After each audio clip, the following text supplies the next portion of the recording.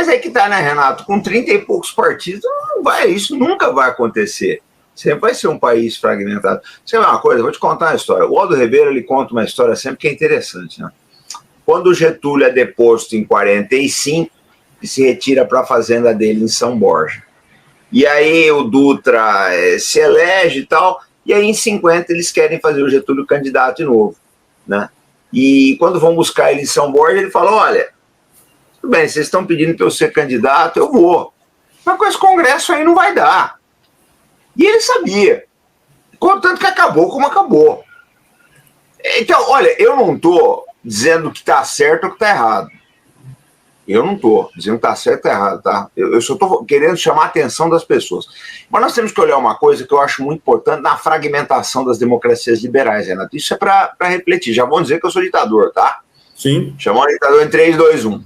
Aquela frase que o Lincoln usa no discurso dele, e que é da Bíblia, né? Uma casa dividida contra si mesmo não pode subsistir.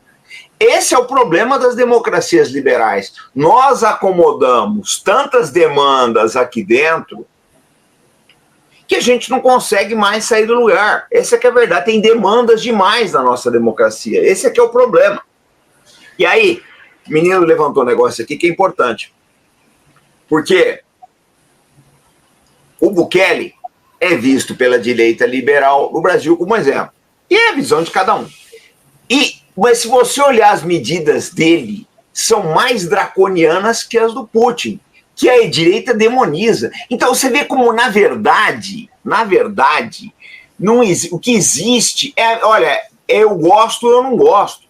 Mas os dois chegaram mais ou menos na mesma solução, que foi cortar uma parte das demandas dessa democracia liberal. Porque a gente não está conseguindo chegar... Vou te dar um exemplo, eu vou devolver a palavra para você. Você pega os Estados Unidos. Lá você pode tudo. Mas o país está numa situação hoje que os caras não se acertam mais. O Biden está governando para quê? Para a elite dele ali, que quer uma guerra na Ucrânia para ganhar dinheiro com as armas. E aí vem os republicanos, não, a gente tem que cuidar da fronteira. Eles têm razão.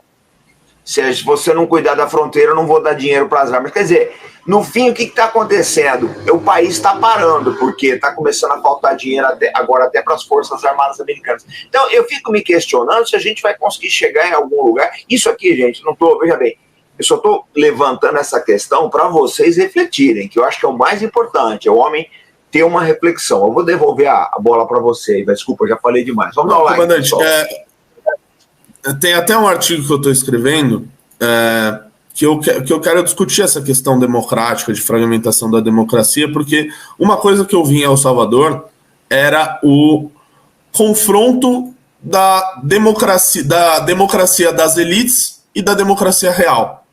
O que eu quero dizer com isso? Para 90% da população salvadorenha, que não tinha controle sobre o próprio território, a Constituição salvadorenha e esse pacto democrático não tinha função nenhuma. As pessoas elas não tinham os direitos básicos. Não podia votar, mais nada, era o direito que você tinha. Exatamente. É aquela questão de que a forma para a democracia da elite vale mais do que o conteúdo, né? E para a maioria da população aquilo não tinha sentido nenhum, né? Eram leis que basicamente era um pacto democrático que fazia com que o país continuasse na mesmice e as pessoas continuassem sem direitos reais. Eles tinham direitos formais, né? O direito dizia, olha, os salvadorenhos aqui têm o direito de ir e vir, têm o direito de se livre manifestar e tudo mais, e na verdade, na realidade, essas pessoas não tinham esses direitos. Todos os entrevistados que eu tive lá em El Salvador, eu falei, os principais jornais do meu país estão dizendo que vocês estão se tornando uma ditadura. Isso é verdade? É unânime. Inclusive nos críticos. El Salvador não tinha democracia. Era uma democracia de papel, era uma democracia fictícia, não era uma democracia real. Era uma democracia que só existia porque certa parte da elite do país considerava que aquela manutenção, aquele pacto era a coisa que mais importava numa sociedade, ao invés de se preocupar com os direitos reais das pessoas. Que é, por exemplo, o direito de você poder andar, de você ter o direito à sua vida. Ora, que direito é mais fundamental do que a própria vida e a garantia dele? Isso as pessoas não sentiam lá. Esse, para mim, foi o principal...